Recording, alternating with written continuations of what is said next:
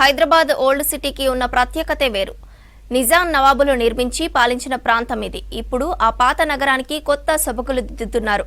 Old buildings, heritage structures తో పాటు నిత్య రద్దీగా ఉండే ఓల్డ్ సిటీకి మోడ్రన్ హంగులు రాబోతున్నాయి. ఎన్నో ఏళ్ల మెట్రో రైల్ కళ సాకారం కాబోతోంది. పాత నగరానికి మెట్రో పరుగులు పెట్టించేందుకు కాంగ్రెస్ ప్రభుత్వం పనులను స్పీడప్ చేసింది. ఓల్డ్ సిటీ మెట్రో ప్రాజెక్టు 7.5 కిలోమీటర్ల పనులు చేపడుతున్నారు అధికారులు.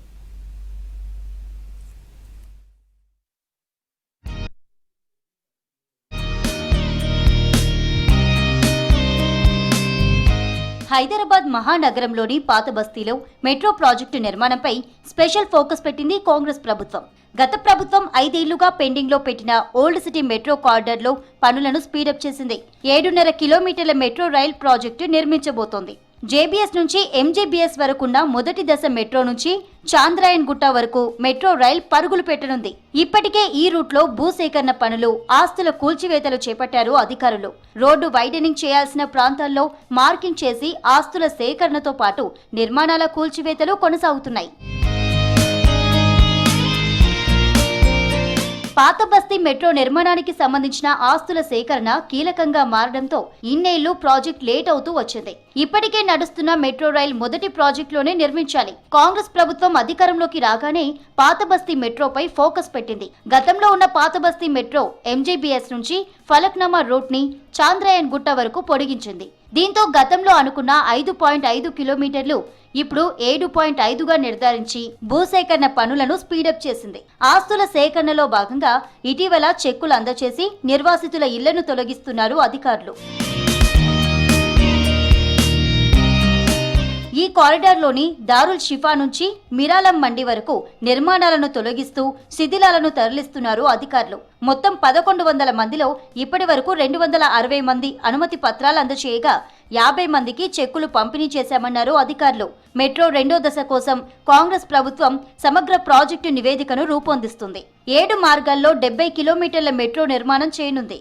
అయితే పాత నగరం రూపురేఖలు మారాలంటే మెట్రో ప్రాజెక్టు త్వరగా చేపట్టాలని కోరుతున్నారు ఓల్డ్ సిటీ ప్రజలు. ఇక్కడ మెట్రో వస్తున్నందుకు ఆనందంగా ఉంది.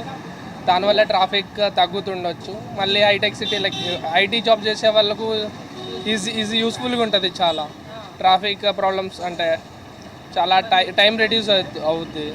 సమ్మర్లో అంటే మళ్ళీ రోడ్ విడ్త్ కూడా పెంచుతా అన్నారు 100 మీటర్సే. అది కూడా సరిపోద్దా మళ్ళీ అప్పుడు కూడా మళ్ళీ ట్రాఫిక్ ప్రాబ్లమ్స్ వస్తాయని డౌట్ ఉంది. बहुत अच्छा है क्योंकि डेवलपमेंट हो रहा है अच्छा ओल्ड सिटी. नहीं है तो वैसी पड़ी हुई थी ओल्ड सिटी. मैंने बहुत अच्छा रहेगा, सहूलत रहती सबको. दूर से आने वाले के यहाँ से भी सहूलत रहती. बहुत अच्छा है. वो ट्रैफिक कम हो जाता, ऑटोमेटिक कम हो जाता. हाँ, रोड बढ़ जाता, ट्रैफिक कम हो जाता. మార్చి 1 నుంచి నిర్మాణ పనులను ప్రారంభించేందుకు హెచ్ఏఎంఎల్ అధికారులు ప్రణాళికలు రచిస్తున్నారు. ఓల్డ్ సిటీలోని మెట్రో కారిడార్ ప్రాంతంలో మరోసారి భూ సామర్థ్య పరీక్షలు చేపట్టారు అధికారులు. పాత బస్తీ మీదుగా వివిధ ప్రాంతాలకు వెళ్లే వారికి ప్రయాణం ఈజీ అవుతుందంటున్నారు ప్రజలు. మెట్రో आने से अच्छा लगेगा, क्या कारोबार भी बढ़ेगा. काम अब गवर्नमेंट तो अच्छा काम कर रही है. ये भी जा रहा हमारा, वो भी जा रहा. मेट्रो आ गई तो बहुत सहूलत हो जाती है. मेट्रो तो अच्छा ही है. अब आगे अगर मेट्रो आ गया तो अच्छा ही है ना. डेवलपमेंट होता अच्छा, तो फीचर अच्छे होते हैं इसके. हाँ, ओल्ड सिटी में तो डेवलपमेंट अभी स्टार्ट हो रहा है इधर. अभी तो रन हो रहा, तकरीबन अभी शुरुआत है समझो मेट्रो का. न्यू सिटी बनना ज़रूरी है ना.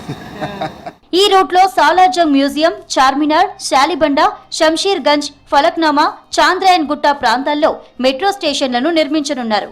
అయితే ప్రస్తుతం ఉన్నంత పెద్దగా మెట్రో స్టేషన్స్ ఉండకపోవచ్చు అంటున్నారు అధికారులు. ఓల్డ్ సిటీ మెట్రో మార్గాన్ని మొత్తం రాష్ట్ర ప్రభుత్వమే నిర్మించబోతోంది. ఇందుకు 2700 కోట్ల నిధులు ఖర్చవుతుందని అంచనా వేస్తున్నారు.